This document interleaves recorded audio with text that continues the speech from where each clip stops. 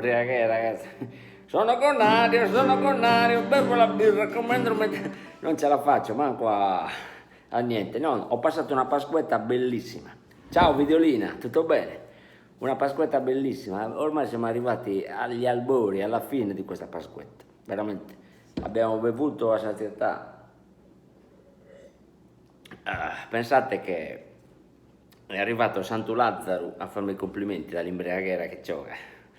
Veramente una cosa, perché veramente vai dove ti porta il liquore. Una cosa, anno nuovo, vino nuovo. Ci siamo divertiti molto perché qua in Gallura si beve. Pensate che c'è un'amica che si chiama Pasquetta e il marito è fortunatissimo perché si fa Pasquetta dappertutto, se la fa, dappertutto, in montagna, in campagna, al mare, bellissimo. Cielo a pecorelle, vino a cattinelle, Videolina.